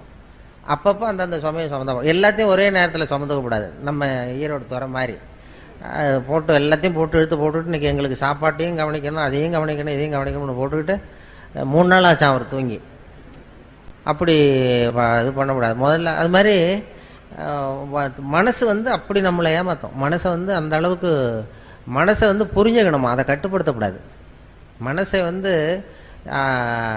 எல்லாரும் அடக்கு, சினத்தை கோபத்தை அடக்கு, மனசை அடக்குன்னு சொல்லுவாங்க. மனம் சினம் 2 இருக்குல்ல, ரெண்டையுமே எல்லாரும் உபதேசம் பண்ணுறது எப்படின்னா, மனசை வந்து கட்டுப்படுத்து, சினத்தை வந்து அடக்கு, கோபத்தை அடக்கு, மனசை கட்டுப்படுத்தலாம் சொல்லிட்டு இருப்பாங்க. இந்த அடக்கிறது கட்டுப்படுத்துறதெல்லாம் மற்றவங்க உபதேசம். இந்த அருள் தந்தை வேதாத்திரி மகரிஷி இருக்கார்ல, அவர் தான் வித்தியாசமாக அதை உபதேசம் பண்ணார். மனசை வந்து அடக்காத, அதை புரிஞ்சுக்கோ, அது சரியாக போடும். மனதை வந்து அடக்க நினைத்தால் அலையும், அறிய நினைத்தால் அடங்கும் அப்படின்னார் வேதாத்திரி மகரிஷி. அதை வந்து புரிஞ்சுக்கிறதுக்கு முயற்சி பண்ணுமே தவிர அதை அடக்கிறதுக்கு முயற்சி பண்ணாது. அதே மாதிரி சினத்தை கோபத்தை கட்டுப்படுத்துன்னு எல்லாரும் உபதேசம் பண்ணாங்க. இவர் என்ன சொன்னார், சினத்தை தவிர்த்து விடு, சினம் தவிர்த்தல்னு தான் சொல்லுவாங்க. கோபம் வராத அளவுக்கு சினத்தை தவிர்க்கணுமே தவிர, இல்லைன்னா அது வர வர பெருசாக போயிட்டே இருக்கும். அதுதான் வாழ்க்கையில் வந்து நம்ம கற்றுக்க வேண்டியது. அதுதான் குடும்பத்தில் இருக்கிறவங்களுக்கு அது மாதிரி உபதேசங்கள் நிறைய, பிரச்சனைகள் எல்லாத்துலேயும் பிரச்சனை நிறையா வந்துட்டு தான் இருக்கும். பிரச்சனை வந்து இப்போ எங்கள் ஆஃபீஸில் நான் ஆல் இண்டியா ரேடியோவில் வேலை பார்த்தேன். எங்கள் ஆஃபீஸில் எல்லாருக்கும் ஒரு மேஜை நாற்காலி உண்டு. அதில் மேஜையில் ஒரு கண்ணாடி போட்டிருக்கோம். கண்ணாடி ஒன்று வச்சுருப்பாங்க. அந்த வேலை செய்கிறவங்களாம் அவங்கவுங்க இஷ்ட தெய்வத்தை கண்ணாடிக்கு அடியில் வச்சுருப்பாங்க. முருகன் படம், பிள்ளையார் படம், அது ஏசுநாதர் படம், இது மாதிரி பள்ளிவாசல் எதையாவது வச்சுருப்பாங்க. அவங்கவுங்க காலையில் வந்ததும் வேலையை அதை தொட்டு கும்பிடுவாங்க. அதுக்கப்புறம் தான் வேலையை பார்க்குறது. இப்படி நடந்துக்கிட்டு இருந்தது. எனக்கு கண்ணாடி கிடையாது, அது உடஞ்சி போச்சு மேஜையில், அதனால் எதுவும் வைக்கிறதில்ல. எனக்கு பக்கத்தில் ஒரு பொண்ணு இன்னொரு சீட்டு, அது ஒரு நிகழ்ச்சி பொறுப்பாளர். எனக்கு என்ன ஒரு ஆசைன்னா, அது இஷ்ட தெய்வம் என்னன்னு கண்டுபிடிக்கணும், பார்க்கணும் அப்படின்னு ஒரு ஆசை. இருக்கிறப்ப போய் எட்டி பார்த்தா நல்லா இருக்காது. வெளியில் எழுந்திரிச்சு போகும்போது பார்க்கலான்னு அப்படி இப்போ பார்த்துக்கிட்டே இருந்தேன். ஒரு தடவை எழுந்திரிச்சு வெளில போச்சு. அப்போ ஓடி போய் எட்டி பார்த்தேன். அது இஷ்ட தெய்வம் என்ன, முருகனா பிள்ளையாரா என்னன்னு பார்ப்பேன். பார்த்தா ஒரு ஆசாமி படம் இருக்குது, ஒரு மனுஷனுடைய படம். உடனே கூப்பிட்டு அந்த அம்மா வந்தது, என்ன சார் பார்க்குறீங்க, இது யாரும்மா இது இந்த படத்தை வச்சுருக்கேன் அப்படின்னா, இது என் வீட்டுக்காரரு சார். பாருங்கள், வீட்டுக்காரர் படத்தை தெய்வம் வைக்க வேண்டிய இடத்துல வச்சுருக்கேன். இந்த நூற்றாண்டில் இப்படி ஒரு பொண்ணா அப்படின்னு சொல்லிட்டு இது மாதிரி அவர் படத்தை நீ வச்சிருக்கிறியே, உனக்கு தெரியுமா, நீ இங்கே படம் வச்சிருக்கிறது உங்கள் வீட்டுக்காரருக்கு தெரியுமா அப்படின்னு கேட்டேன். இதெல்லாம் அவருக்கு எதுக்கு சார் தெரியணும், நம்ம மனசில் இருந்தால் சார் தான் அவனு. அவர் ரொம்ப கொடுத்து வச்சவருமா அவங்க வீட்டுக்காரரு, இப்படிலாம் பண்ணிகிட்டு இருக்க, எல்லோரும் தெய்வத்தை வச்சுட்டு இருக்கோம் அப்படின்னு சொல்லிட்டு அப்புறம் ஒரு சந்தேகம் கேட்டேன். ஏம்மா எல்லாருக்கும் வந்து வாழ்க்கையில் ஆஃபீஸில் எத்தனையோ பிரச்சனைகள் வரும், ஏதாவது பிரச்சனை வந்தால் உடனே தெய்வத்துக்கிட்ட வந்து முறையிடுறது வழக்கம். அது ரேடியோ ஸ்டேஷனில் அடிக்கடி ஏதாவது சிக்கல் நெருக்கடி வந்துக்கிட்டே இருக்கும். ஓடி வந்து இந்த இதுலேருந்து காப்பாற்று அப்படின்னு சொல்லி தெய்வத்துக்கிட்ட முறையிடுறது. பிரச்சனைகள் வந்தால் தெய்வத்தை வந்து பார்த்தா பிரச்சனை குறையுமாங்க. நீ என்ன செய்வே அப்படின்னு கேட்டேன். நானும் அப்படி தான் சார் பண்ணுவேன். இந்த ஆஃபீஸில் தலைபோகிற பிரச்சனை எது வந்தாலும் நேராக ஓடி வந்து இங்கே தான் நிற்பேன். இங்கே நின்று இந்த வீட்டுக்காரர் இருக்கார், இவர் முகத்தை பார்ப்பேன். இவர் முகத்தை பார்த்துட்டு நான் மனசுக்குள்ளே நினச்சிக்குவேன், இதை விட பெரிய பிரச்சனை நமக்கு வேறு என்ன வந்துட போகுது அப்படின்னு நினச்சிக்குவேன். மற்ற பிரச்சனையெல்லாம் சின்னதாக போயிடும். பாருங்கள், பிரச்சனையை சமாளிக்கிறதுக்கு அப்படி ஒரு வழி இருக்குது. எதுக்கு சொல்கிறேன்னா, இப்போ ஈரோட்டில் இருக்கிற பெண்கள்லாம் இனிமேல் அந்த படம் உங்கள் வீட்டுக்காரர் படத்தை கையில் வச்சுக்கோங்க, அவருக்கும் பெருமையாக இருக்கும், ஏதோ நம்ம படத்தை வச்சுருக்கிறாரு அப்படி வச்சுருக்கிறாங்கன்னு. நீங்கள் எதுக்கு வச்சுருக்கீங்கிறது தெரியக்கூடாது அவருக்கு. ஏதாவது பெரிய பிரச்சனை வந்ததுன்னா பார்த்தீங்கன்னா மற்றதெல்லாம் சின்னதாக தெரியும். இப்படி டெக்னிக் நிறையா இருக்குது. மனசை சுமக்காமல் வாழ்க்கையை வந்து ரொம்ப லேசாக நடத்துறதுக்கு இதெல்லாம் வழி. அதெல்லாம் தான் இந்த ஹியூமர் கிளப்பு கற்றுக் கொடுவோம். வாழ்க்கையில் அனாவசியமாக கோவப்பட்டுக்கிட்டு சண்டை போட்டுக்கிட்டுலாம் இருக்காதிங்க அப்படின்னு சொல்லி ஹியூமர் கிளப்பினுடைய வேலை அதுதானே, சிரிக்க வைக்கிறது, வாழ்க்கையை லேசாக்கிறது. அதெல்லாம் தான். குடும்பத்தில் பேர் வைக்கிறதுல தகராறு வரும்னு ஒரு கதை சொல்லுவாங்க. ஒரு கணவன் மனைவி 2 பேருக்கும் ஒரு குழந்தை பிறந்த, ஆம்பளை பிள்ளை பிறந்தது. அந்த பிள்ளைக்கு பேர் வைக்கிறது என்னங்கிறதுல தகராறு. அவன் என்ன சொல்கிறான், எங்கள் அப்பா பேர் தான் வைக்கணுங்கிறான் அவன். இந்த அம்மா என்ன சொல்லுது, இல்லை எங்கள் அப்பா பேர் தான் வைக்கணுங்குது. காலையிலேருந்து சண்டை. அவங்க அப்பா பேரை வைக்கணுங்கிறான், இது எங்கள் அப்பா பேரை வைக்கணும். சண்டை, காலையிலேருந்து சண்டை. எழுத்து வீட்டுக்காரன் ஒருத்தானா அவன் தான். என்ன சண்டை, எழுத்து வீட்டில் ஒரே சத்தமாக இருக்கேன்ட்டு வந்தான். ஏன்டா காலையிலேருந்து பார்க்குறேன் ஒரே சத்தமாக இருக்கு, என்னடா விஷயம் அப்படின்னா, ஒன்றும் இல்லை, எங்கள் வீட்டில் பேர் வைக்கிறதுல தகராறு, இந்த பிள்ளைக்கு எங்கள் அப்பா பேரை வைக்கணுங்கிறேன், அது அவங்க அப்பா பேரை வைக்கணுங்கிறது, அதான் சண்டை போட்டுக்கிட்டு இருக்கோம் அப்படின்னா. அப்பா சொன்னானா, எழுத்து வீட்டுக்காரன்னு நான் ஒருத்தன் எதுக்கு இருக்கேன், என்கிட்ட சொல்ல வேண்டியது தானே, நான் பஞ்சாயத்து பண்ணி, இதை விட்டுவிட்டு நீங்கள் ஏன் அடிச்சுட்டு நிற்கிறீங்க, இப்போ நானாவில் சத்தத்தை கேட்டுட்டு வர வேண்டியிருக்கு. சரி சொல்லுங்கள் உங்கள் பிரச்சனை என்னென்னா. இவன் சொன்னான், சர்ரா உங்கள் அப்பா பேர் என்ன அப்படின்னு கேட்டான் அவனை. சீனிவாசன் அப்படின்னா. சரி உங்கள் அப்பா பேர் என்னம்மா, கிருஷ்ணன் அப்படின்னு இருக்காது. கொஞ்சம் யோசிச்சான், சீனிவாச கோபால கிருஷ்ணன் அப்படின்னு பேர் வைங்க, சரியா போச்சு, 2 பேர் வந்துருந்தோம் அப்படின்னு போயிட்டான். போனதுக்கப்புறம் இந்த கணவன் மனைவி 2 பேரும் பேசிக்கிட்டாங்களாம். சரி இந்த சீனிவாசன் சரி, கிருஷ்ணன் சரி, கோபாலன் எங்கேருந்து வந்தான் நடுவில் அப்படின்னு ஓடி போய் அவனை பிடிச்சி இழுத்துட்டு வந்திருக்காங்க. இழுத்துட்டு வந்து, அது யாரா கோபாலன் அப்படின்னா, அது எங்கள் அப்பா பேர், நீ அதை மட்டும் ஏன் விடுற, அதையும் சேர்த்து வச்சுட்டு போ அப்படின்றான். குடும்பத்தில் 2 பேர் கணவன் மனைவி ஒத்து போகலன்னா கோபாலன்னு ஒருத்தன் குறுக்க வருவான், அதுக்கு இடம் கொடுக்கக்கூடாது. அதான் சொல்கிறது. அது மாதிரி ஒத்து போகணும். அது மாதிரி இல்லைன்னா சண்டை, கோபாலன்னு ஒருத்தன் வருவான், அது மாதிரி பிரச்சனை வரும். வாழ்க்கைங்கிறது ஒரு பெரிய பிரயாணம், சின்ன பிரயாணம். ஒரு பஸ்ஸில் போகிறப்ப கூட எவ்வளோ அசௌகரியம், சண்டை போட்டுக்கிறோம் அப்படின்னு சொல்லுவாங்க. வாழ்க்கைங்கிறது ரொம்ப பெரிய பிரயாணம், அதில் சுகமாக இருக்கணும் பிரயாணம். வாழ்க்கைங்கிறது குடும்பத்தில் அது மாதிரி எவ்வளவோ கஷ்ட நஷ்டம் எல்லாம் இருக்குது. அனுசரித்து போகிறது, ஒருத்தர் விட்டு கொடுக்குறது, இதெல்லாம் தான் ரொம்ப முக்கியமான இது. அந்த நுணுக்கத்தை புரிஞ்சுக்கணுங்கிறது தான் இது. ஹியூமர் கிளப்புங்கிறது சும்மா ஏதோ பொழுதுபோக்காக அவங்க பண்ணுறதுங்கிறது இல்லை. இது வந்து வாழ்க்கையினுடைய இறுக்கத்தை குறைச்சி வாழ்க்கையை வந்து லேசாக்கி, வாழ்க்கை பிரயாணம்ங்கிறது ரொம்ப சுகமானது. அது வந்து ஒரு போராட்டம் கிடையாது. வாழ்க்கைங்கிறது ஒரு அனுபவிக்க வேண்டிய ஆனந்தம். அதை உணர வைக்கிறதுக்கு தான் இது மாதிரிலாம் பண்ணிகிட்டு இருக்கிறாங்க. இதில் நிறைய அந்த நகைச்சுவை உணர்வுங்கிறது நம்ம எல்லாத்துலேயும் அதை பண்ணிகிட்ருக்குறோம். நம்ம இப்போ அந்த ரேடியோவிலையும் அதனால தான் அது கொஞ்சம் அந்த நிகழ்ச்சி கொஞ்சம் பாப்புலர் ஆனது. எதை சொன்னாலும் கொஞ்சம் வேடிக்கையை கலந்து சொல்லிடுறது ரேடியோவில். அதனால் அது கொஞ்சம் எந்த விஷயத்தை சொன்னாலும் இந்த கொஞ்சம் கடுமையான விஷயத்த கூட வேடிக்கையாக சொன்னோம்னா இதாக இருக்கும். இப்போ நான் வந்து விவசாய ஒலிபரப்பு பிரிவில் இருந்தேன். அதில் இப்போ கோழி பண்ணையை பற்றி பேசுவோம். கோழி பண்ணை வைக்கிறது எப்படி, இது என்ன எப்படி பண்ணுறது, போகிறது வர்றதுன்னு பேசிகிட்டு இருப்போம். அதை கேட்குறவங்க ரொம்ப கம்மியாக இருப்பாங்க. அதனால் என்ன பண்ணுறது, அது கொஞ்சம் வேடிக்கையாக கதையை கலந்து கோழி பண்ணையினுடைய தொழில்நுட்பம்லாம் சொல்லிவிட்டு கோழி பண்ணையை பற்றி சொல்கிறது. அது எப்படின்னா, ஒரு கதையை ஒன்று சேர்த்துருவோம் அதில். இப்போ உதாரணமாக ஒருத்தன் என்ன எப்படின்னா, ஒருத்தன் ஒரு கோழி விற்றுக்கிட்டு இருந்தானா ஒரு இடத்துல, கோழிலாம் விற்றுக்கிட்டு இருக்கான். ஒருத்தர் வாங்க வந்தார். இதெல்லாம் என்ன ஒரு கோழிப்பா அப்படின்ட்டு இருக்காரு. அப்போ கோழி வித்தவன் சொல்லியிருக்கான், இந்த பாருங்க இது கோழியா சேவலா அப்படிங்கிறது மட்டும்தான் தெரியும், என்ன ஒரு கோழிங்கிறதெல்லாம் பார்த்து சொல்ல முடியாது அப்படின்ட்டுருக்கான். இவர் வந்தவருக்கு கோவம் வந்துட்டுது, நீ என்னடா அது கூட தெரியாமல் நீ என்னடா கோழி விற்றுக்கிட்டு இருக்கிற, கோழியோட முதுகை பார்த்தே அது எந்த ஊர்னு சொல்லிவிடலாம்டா, அது எனக்கு தெரியும் உனக்கு தெரியாதா, அது தெரியாமல் நீ வந்து கோழி விற்க வந்துட்ட, கோழியோட முதுகை பார்த்தாவே அது எந்த ஒரு கோழின்னு தெரியும், அதோ அந்த மூலையில் ஓடுது பாரு அது வந்து நாமக்கல் கோழி, அதில் ஒரு 2 எடுத்து வை, எனக்கு 2 ஓடுது பாரு இது சேலத்து கோழி, இதில் 2 எடுத்து வை, இதோ ஒரு மூலையில் நிற்கிது பாரு அது வந்து ஈரோட்டு கோழி, அதில் 2 எடுத்து வை அப்படின்னு சொல்லிவிட்டு முதுகை பார்த்தாவே தெரியும்டா, இதெல்லாம் தெரியாமல் நீ வந்து வியாபாரம் பண்ண வந்துட்டு உனக்கு எந்த ஊர்றான்னு கேட்டிருக்காரு. அவன் முதுவை திருப்பி காட்டினானா, பார்த்து தெரிஞ்சுக்கோ அப்படின்னு. இப்படி ஏதாவது ஒரு வேடிக்கையை சொல்லி கோழி பண்ணையை பற்றிய செய்திகளை சொல்கிறது. ரேடியோவில் அப்படி தான் அந்த விஷயங்களை வந்து சொல்லும் பொழுது இப்படி வேடிக்கையை கலந்து சொல்லும் பொழுது அது கொஞ்சம் நல்லா இதாக போகும். அப்படி பண்ணிகிட்டு இருக்கிறது வழக்கம். அதில் நிறைய அது மாதிரி நிறைய எல்லா செய்திகளும் சொல்லுவோம். அப்போ நிறைய இப்போ இதை பற்றிலாம் சொன்னோம் நம்ம. அப்போ அந்த விசாரணை கமிஷன் லஞ்ச ஊழல் அப்படி இப்படின்னு பேப்பரில் வந்தது. அப்போ ஒரு கதையை சொன்னோம் ரேடியோவில். அதாவது ஒருத்தன் தமிழ்நாட்டில் திடீர்னு ஒருத்தன் சாதாரணமாக இருந்தவன் திடீர்னு ஒரு பெரிய கோடீஸ்வரன் ஆகிட்டான். அவன் எப்படி கோடீஸ்வரன் ஆனான், அதை விசாரிக்கிறதுக்கு டெல்லியிலேருந்து 2 அதிகாரிகள் வராங்க.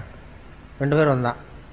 இவனை பிடிச்சாங்க, டேய் நான் டெல்லியிலேருந்து வந்திருக்கேன், உன்னை விசாரிக்கிறதுக்காக வந்திருக்கேன், நீ எப்படி கோடீஸ்வரன் ஆனே, நீ சாதாரண ஆளாக இருந்த, எப்படி இவ்வளவு பணம் சேர்த்த அப்படின்னு விசாரிச்சிருக்காங்க. உடனே இவன் சிரிச்சானா, இதுக்காகவா சார் மெனக்கிட்ட 2 பேர் அங்கேருந்து வந்திருக்கீங்க டெல்லியிலேருந்து, நான் வந்து பந்தயம் கட்டியே பணக்காரன் ஆகிட்டேன் சார், முறையாக தான் பணம் சேர்த்தேன், பந்தயம் கட்டினேன் ஜெயிச்சேன் பணக்காரன் ஆகிட்டேன், இதில் என்ன கஷ்டம், இதுக்கு போய் விசாரிக்கிறது அங்கேருந்து மெனக்கிட்டு வந்துருக்கீங்க அப்படின்றான். பந்தயம் கட்டி எப்படிடா இவ்வளவு பணம் சேர்க்க முடியும், நாங்கள் நம்ப முடியாதுன்றான். அப்படின்னா உங்ககிட்ட ஒரு பந்தயம் கட்டவா அப்படின்னு கேட்டிருக்காங்க. ஏங்கிட்டயா என்ன பந்தயம் அப்படின்னு ஒருத்தன் கேட்டிருக்கான். ஒருத்தன் கேட்டால் இது வந்து என் கண்ணு தானே, இது என் கண்ணு, இது என் பல்லு, என் கண்ணை என் பல்லாலேயே கடிக்கிறேன், எவ்வளோ பந்தயம், 100 ரூபா எடுத்து வச்சான் வந்தவன் 100 ரூபா வச்சு இதை ப்ரூவ் பண்ணுறான்னு. அப்படியே எடுத்துட்டான் கண்ணு, அது ஏற்கனவே பளிங்கு கண்ணை வச்சுருக்கான். பளிங்கு கண்ணை எடுத்து வாயில் வச்சு கடிச்சுட்டான். வந்தவன் 100 ரூபாய் விட்டுட்டு நிற்கிறான். ஆஹா இது ஏமாந்துட்டோம் அப்படின்ட்டு, இப்படி தான் சார் நான் பணம் சேர்த்தேன், இதை போய் உங்கள் டெல்லியில் சொல்லுங்கள் சார், இதுக்கு போய் மெனக்கிட்ட விசாரிக்க வந்துட்டீங்கன்ட்டான். இது கூட இருந்தவனுக்கு கோவம் வந்துட்டு, என்னடா இவன்ட்ட வந்து இப்படி ஏமாந்து போயிட்டோம் அப்படின்னு சொல்லி, நீ விளையாட உனக்கு விசாரிக்க தெரியல அவனை அப்படின்னு போய்ட்டு 2வது ஆள் வந்தான். டே ஒழுங்காக சொல்லு, நீ எப்படி பணம் சேர்த்த, மரியாதையாக சொல்லு அப்படின்றான். சார் அவரை விட நீங்கள் கொஞ்சம் புத்திசாலியாக தெரியுது, நான் பந்தயம் கட்டி தான் சார் பணம் சேர்த்தேன், நீங்களாவது நம்புங்க சார், நான் நம்ப முடியாது அப்படின்னு. அப்போ உங்ககிட்ட இன்னொரு பந்தயம் கட்டவான்றான். அதெல்லாம் முடியாதான் ஏமாத்திவிட்டியா அப்படி அவனை அப்படின்னா, இல்லை சார் அவர் ஏமாந்தது இது பளிங்கு கண்ணு, அதனால் ஏமாந்துட்டார், உங்ககிட்ட பணம் கட்டுறது நெஜங்கண்ணுலேயே கட்டுறேன், இது வந்து நெஜங்கண்ணு பளிங்கு கண்ணு கிடையாது, இந்த கண்ணை பல்லால் கடிக்க முடியுன்றான். அவன் ஒரு 100 ரூபா எடுத்து வச்சானா, வச்சது அப்படியே பல் செட்டை கட்டினான் தனியாக, கேட்டு கடிச்சுட்டான். அவனும் 100 ரூபா விட்டான், எடுத்து வச்சுக்கிட்டு இப்படி தான் சார் நான் பணம் சேர்த்தேன், இதுக்காக டெல்லியிலேருந்து மெனக்கிட்டு வந்துருக்கேன், போய் சொல்லுங்கள் சார் அப்படின்னு தான். அவன் கிடுகிடுன்னு டே வந்துடுறான், இனிமேல் அவன்கிட்ட பேச்சு கொடுக்காத, மேற்கொண்டு பேசினா மறுபடியும் ஒரு பந்தயம் கட்டுவான், திரும்பி நம்ம டெல்லிக்கு போகிறதுக்கு பணம் சரியாக இருக்கா பாரு அப்படின்னா, ரயில் டிக்கெட்டுக்கு சரியாக இருக்கடான்றான். அப்போ மேற்கொண்டு அவன்கிட்ட பேசாத, இப்படியே ஓடி போடுவோம், போய் நம்ம அதிகாரிகிட்ட சொல்லிடுவோம் அப்படின்ட்டு, ரொம்ப தேங்க்ஸ் சார் அப்படின்னா, இருங்க சார் இருந்து சாப்பிட்டு போகலாங்கிறான். அதெல்லாம் ஒன்றும் வேண்டாம்ப்பா, நீ இப்போ சாப்பிட்ற அப்புறம் பந்தயம் கட்டுவா அவ்வளோ வேண்டான்னு சொல்லி ஒரே வேகம் ஓடி போய் இப்போ ரயில் ஏறி டெல்லிக்கு போயிட்டானுவோம். டெல்லிக்கு போய் அந்த ஜூனியர் அதிகாரிகள் 2 பேரும், இந்தியாவுக்கே தலைமை அதிகாரி அவர்கிட்ட போய் சொல்லிட்டான், சார் தமிழ்நாட்டுக்கு போனேன், அந்த ஆளை பார்த்தேன் விசாரித்தேன், அது ஒன்றும் சரியாக வரல சார், பந்தயம் கட்டியே பணம் சேர்த்தேன்னு சாதிக்கிறான், எங்ககிட்ட ஒரு 200 ரூபாய் வாங்கிட்டு விட்டான் சார் அப்படின்னு தான் அவருக்கு கோவம் வந்துட்டுது. நீ போய் அவனுக்கு 200 ரூபா கொடுக்கறதுக்காக இங்கேருந்து போனீங்க, உங்களுக்கு அனுபவமே 10ல் ஒருத்தர் எப்படி விசாரிக்கிறதுன்னு, எத்தனை பேர் இருக்கீங்க நம்ம இந்தியா பூரா விசாரிக்கிறதுக்கு, அவங்களெல்லாம் ஒரு ஹாலில் கொண்டாந்து உட்கார வை, நான் வந்து கிளாஸ் எடுக்கணும், உங்களுக்கு எப்படி விசாரிக்கிறதுனே உங்களுக்கு தெரியல அப்படின்ட்டுருக்கார் பெரியவர், அவர் இந்தியாவுக்கே தலைமை அதிகாரி, எனக்கு அனுபவம் ஜாஸ்தி அப்படின்னு.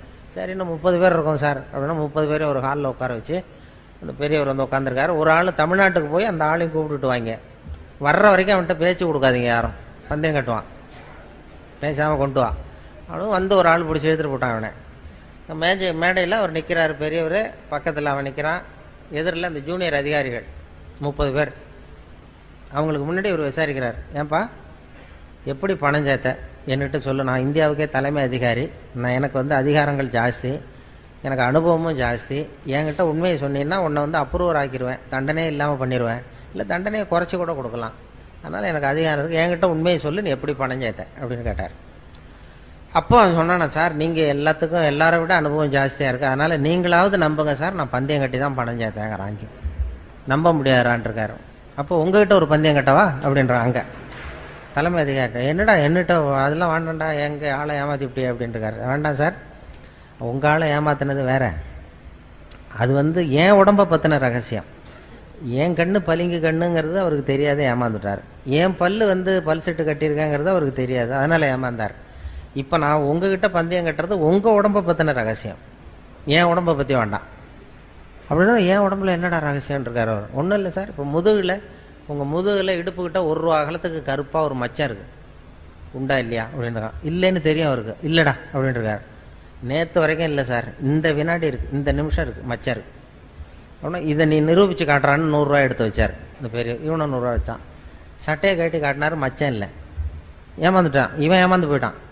உடனே அந்த பெரியவர் 200 ரூபா எடுத்து வச்சுக்கிட்டு, தோழர்களே இப்படி தான் விசாரிக்கணும், என்ன இருந்தாலும் எனக்கு அனுபவம் ஜாஸ்தி, இப்போ என்கிட்ட தோற்று போட்டான் பாருங்க இவன் அப்படின்னு சொல்லிட்டு இருக்காரு. அப்போ இவன் சொன்னானா, சார் நிஜமாகவே இந்த பந்தயத்தில் நீங்கள் ஜெயிச்சுட்டீங்க, இந்த பந்தயத்தில் உங்களுக்கு வந்து 200 ரூபா லாபம் ஒத்துக்கிறேன், ஆனால் இதே பந்தயத்தில் எனக்கு 2900 ரூபா லாபம்ன்றான்.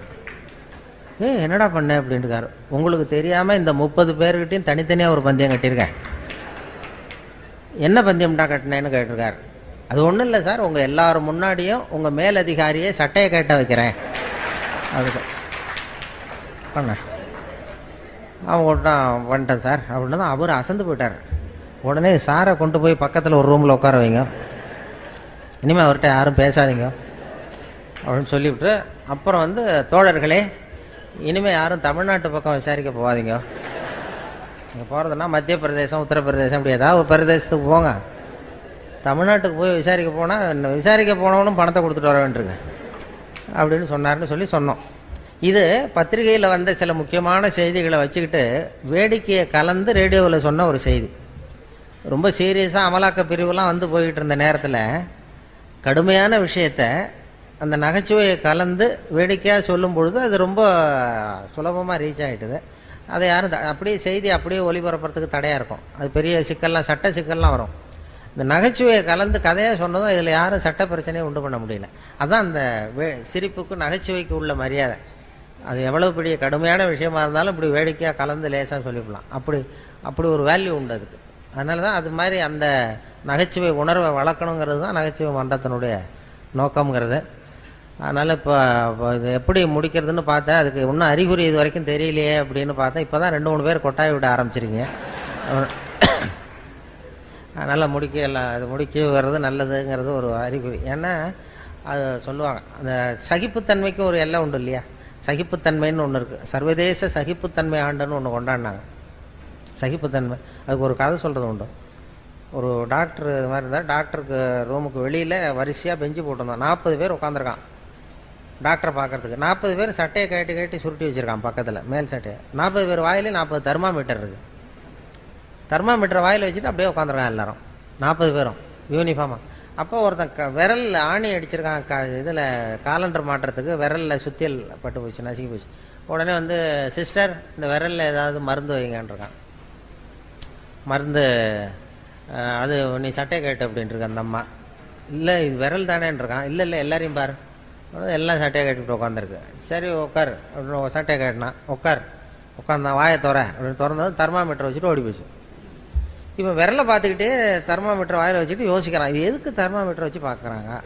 சரி இது எல்லாரும் அவனுக்கும் விரல் நசுங்கியிருக்கான்னு பார்க்குறான். எட்டி பார்த்தா அவன் விரல்லாம் நல்லா இருக்கு. சரி எப்படிறான்னு கேட்கலாம்னு பார்த்தா வாயை திறக்க முடியல அவனுக்கு. இவனுக்கு முன்னாடி 40வது ஆள் இருக்கான், அவனும் வாயை திறக்கணும்னு பார்க்குறான், முடியல. இந்த 40 பேரும் வரிசையாக 40 கதையோட உட்காந்துருக்கான். சட்டையை கட்டி வச்சுருக்கான். பலூன் மாதிரி உப்பிருக்கு, கண்ணு செவந்திருக்கு, பலூன் மாதிரி வாய் உப்பிருக்கு, பேச முடியல. என்ன பண்ணுறதுன்னு அப்படியே சகிச்சுக்கிட்டு உட்காந்துருக்கான். ஒரு 15 நிமிஷம் கழித்து அந்த நர்ஸு ஓடி வந்தது.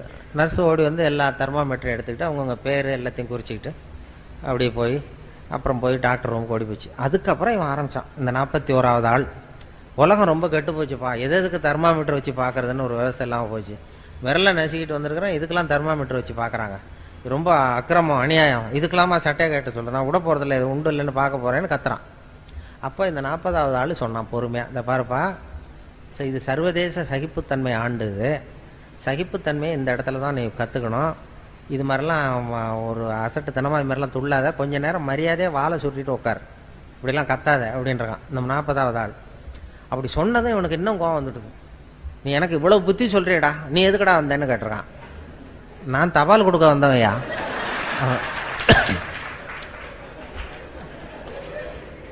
சரி, இப்படி வருவேன், சட்டையை கேட்ட சொல்லுவாங்க, சட்டையை கேட்டுவேன், தெர்மாமீட்டர் வச்சு பார்ப்பாங்க. அதுக்கப்புறம் நான் பாட்டுக்கு டெம்பரேச்சர் குறித்ததும் மறுபடியும் சட்டையை போட்டுக்கிட்டு நான் பாட்டுக்கு தவாலை கொடுத்துட்டு நான் பாட்டுக்கு போகிறேன். இப்போ என்ன கெட்டு போச்சு இதில்? அதனால் எல்லோரும் நல்லா சகிப்புத்தன்மையை வளர்த்துங்கப்பா அப்படின்னு சொன்னார். அது மாதிரி சகிப்புத்தன்மையை வளர்த்துக்கிறதுக்கும் இது மாதிரி கூட்டங்களை நீங்கள் பயன்படுத்தணும். அது மாதிரி ஒரு நல்ல ஒரு எவ்வளோ நேரம் பேசினாலும் இப்படி பொறுமையாக உட்காந்துருக்கிறதுங்கிறதே ஒரு பெரிய சகிப்புத்தன்மை தானே. அதனால் அது ஒரு பெரிய விஷயம். ஏன்னா பேசுறது பேச்சுங்கிறது பெருசு தான், ஆனால் மௌனம் அதை விட பெருசும்பாங்க. பேசுறது இந்த பேச்சாளர்களுக்கு அது ஒரு பெரிய இது வந்துடும். அப்படி வந்த ஏன்னா சில பேர் ஆரம்பிக்கும் போது தெரியும், முடிக்க நேரம் போகிறது பேசுகிறவங்களுக்கு தெரியாது, உட்காந்துருக்கிறவங்களுக்கு தான் தெரியும். உங்கள் முகத்துலேருந்து தான் கண்டுபிடிக்கணும். அது கண்டுபிடிச்சி அப்படி பண்ணுறது வழக்கம்.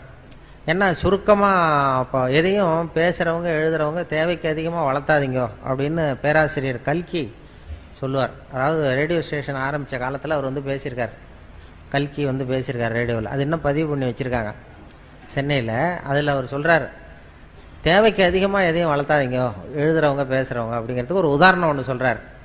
என்ன உதாரணம் கல்கி சொல்கிறாருன்னா, ஒரு உதாரணம், ஒரு நாள் காஞ்சிபுரம் உபய வேதாந்த தேசிக சுவாமிகள் தன் வீட்டு வேலைக்காரன் குப்பனை கூப்பிட்டு, அடை குப்பா, நீ உடனே ஸ்ரீபெரும்புதூர் ஓடிப்போய் திருவேங்கடாச்சாரியை சந்தித்து திருக்குடந்தையிலே இருந்து இங்கே வந்திருக்கிற திருநாராயண ஐயங்கார் சுவாமிகள் திருக்கோவில் ஆராதனைக்கு திருத்துழாய் எடுத்து திரும்புகையில் திருக்குளத்தில் திருப்பாசி வழுக்கவே திருவடி தவறி விழுந்தார் என்று சொல்லிவிட்டு வா அப்படின்னு எழுதினாராம். சொல்லிவிட்டு என்ன சொல்லிடுவியா அப்படின்னா, சொல்லிடுறேன் சாமின்னு இருக்கான் குப்பை. என்ன சொல்லுவ அவர்கிட்ட, என்கிட்ட ஒரு தடவை சொல்லி காட்டு அப்படின்னாரு. என்ன சார், கும்மோன் தாசாமி குட்டையில் விழுந்தான்னு சொல்லணும், அவ்வளோதானே. அப்போ கல்கி சொல்றார், அந்த சிறுகதையின் இலக்கணம் குப்பனுக்கு புரிந்திருக்கிறது, உபய வேதாந்த தேசிக சுவாமிகளுக்கு புரியவில்லை அப்படின்னா. அதனால் அந்த இலக்கணம் வந்து பேசுகிறவங்களுக்கும் தெரியணும், எழுதுகிறவங்களுக்கும் தெரியணுமா. தேவைக்கு அதிகமாக வளர்த்தாதீங்கோ அப்படிங்கிறது அவர் சொல்லியிருக்கிற அறிவுரை. இல்லைன்னா உங்களுக்கு தான் கோபம் வரும் எல்லாம் பண்ணுறது. ஏன்னா நான் ஒரு அடையாளம் வச்சுருக்கேன், எங்கெங்கே எப்படி எப்போ முடிச்சுக்கிறதுங்கிறத.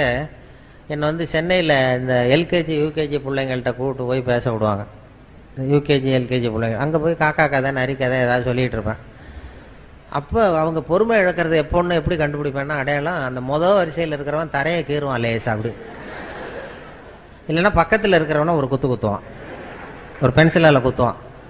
அதாவது அவன் பொறுமை இழக்கிறான்னு அர்த்தம். அதாவது போதும் நிறுத்திக்கோன்னு நமக்கு சிக்னல் இது.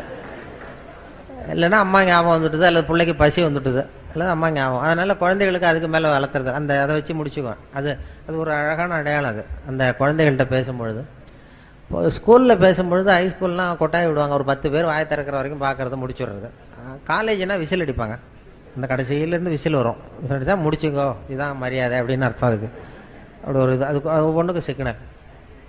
எதுக்கு சொல்ல வர்றேன்னா, எனக்கு ரொம்ப பிடிச்சது சென்னையில் இந்த பென்ஷனர் அசோசியேஷன் ஒன்று இருக்குது அண்ணா நகரில். அதில் எல்லாம் 80 வயசை தாண்டினவங்க, எல்லாம் பழைய காலத்து ஜட்ஜு, நீதிபதிகள், பழைய காலத்து போலீஸ் அதிகாரிகள், பழைய காலத்து கலெக்டர்கள், இவங்கெல்லாம் இருக்காங்க. அதில் எல்லாம் 80-90 வயசு, ஒரு காலத்தில் பெரிய உத்தியோகத்தில் இருந்தவங்க. அவங்கெல்லாம் கூப்பிட்டு என்ன பேச விடுவாங்க. அப்போ அந்த ஆன்மீக விஷயங்கள் தான் அவங்களுக்கு பேசணும்னு பேசுவோம். அப்போ தான் எனக்கு டைம் லிமிட்டு கிடையாது, எவ்வளோ நேரம் வேணாலும் நான் பாட்டு பேசிகிட்டே இருப்பேன். அவ்வளவு பேரும் எவ்வளவு நேரம் ஆனாலும் அசையாமல் என்னையே பார்த்துக்கிட்டு இருப்பாங்க. அது என்ன காரணம்னா, காது கேட்காது.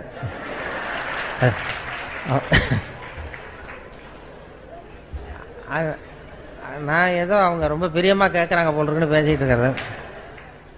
பேசி முடிச்சுட்டு இறங்கி போய் அந்த ஒரு பழைய கலெக்டருக்கு பக்கத்தில் உட்காருவேன். அவர் மெதுவாக தலையை மட்டும் திருப்புவார். திருப்பி முடிச்சுட்டிங்க போல் இருக்கு அப்படிவார். எப்படி சார் கண்டுபிடிச்சிங்க அப்படின்னா, தான் இறங்கி வந்தீங்கல்ல கீழே அப்படிவார். அப்புறம் நானே அவங்கள கேட்டேன், ஏன் சார் உங்களுக்கு தான் புரியல, அப்புறம் எதுக்கு என்னை திருப்பி கூப்பிட்றீங்க அவ்வளோ இல்லை, கொஞ்சம் கொஞ்சமாக புரிஞ்சுக்கலாம் இல்லையா. அப்படி தான் ஒரு துறையை என்ன கூப்பிட்றது அப்படி தான் போல இருக்கு. ஏதோ 4 தடவை 5 தடவை அவர் பாட்டு கூப்பிட்டு இந்த ஏதாவது பட்டத்தை கொடுத்து எதையாவது கொடுத்து இதான் உனக்கு இந்த தடவை அப்படின்னு சொல்லி அனுப்பிச்சிடுறாரு. அப்படி பண்ணுறது ஏன்னா இது மாதிரி பேசிக்கிட்டு இருக்கிறப்பயே ஒரு கூட்டத்தில் வரிசையில் இருந்தவர் என்னத்தையோ சிப் பேக் எடுத்து என்னத்தையோ எடுத்தால் ரிவால்வர். பேசுகிறவர் அப்படியே நிறுத்திவிட்டார். ஏன் சார் போதும்னா நிறுத்திட்டு போகிறேன், இதுக்கே துப்பாக்கிலாம் காட்டி பயமுறுத்துறீங்கன்னு இருக்கார். இப்போ அவர் சொன்னார், எழுந்திரிச்சு, ஐயோ துப்பாக்கியை காட்டு பயப்படாதீங்க சார், துப்பாக்கியை பார்த்துட்டு நீங்கள் எவ்வளோ நேரம் வேணாலும் பேசுங்க சார், இது வந்து உங்களை சுடுறதுக்கு இல்லை, உங்களை இங்கே அழைச்சி வந்தவரை சுடுறதுக்கு அப்படின்னாராம். அப்படி பார்த்தா என்னை அழைச்சிட்டு வந்தவர் அவர் துரை தான். துரை வந்து ரொம்ப சௌக்கியமாக இருந்தால் தான் ரொம்ப காலத்துக்கு இந்த நகைச்சுவை மன்றம் நடக்கும். அதனால் அவருடைய சௌக்கியமும் முக்கியம். அந்த தலைவர் இவர் இருக்கார் ராஜவேலு, அவங்கெல்லாம் ரொம்ப காலத்துக்கு சௌக்கியமாக இருந்தால் தான் இந்த நகைச்சுவை இதெல்லாம் நடக்குங்கிறதுனால அதனால் இயல்புத்தன்மை மாறாமல் வாழ கற்றுக்கொள்ளுங்கிறது தான் இவங்களுடைய மெசேஜ். நம்முடைய இயல்புத்தன்மையிலேருந்து மாறாத வாழ்க்கையை லேசாக எடுத்துக்கிட்டு போகும். இப்போ நான் வந்து உங்களுக்கு பெரிய உபதேசம்லாம் பண்ணுறதுக்காக வரல, அந்த தகுதியும் கிடையாது. அந்த இயல்புத்தன்மை மாறாமல் ஒரு மனுஷனுக்கு 200 தடவை குழந்தை இயல்பு சிரிக்கிற தன்மை இருக்குன்னு சொன்னேன் இல்லையா, அந்த இயல்புத்தன்மை உங்கள்கிட்ட இருக்கான்னு ஒரு மணி நேரமாக சோதனை பண்ணி பார்த்தோம்.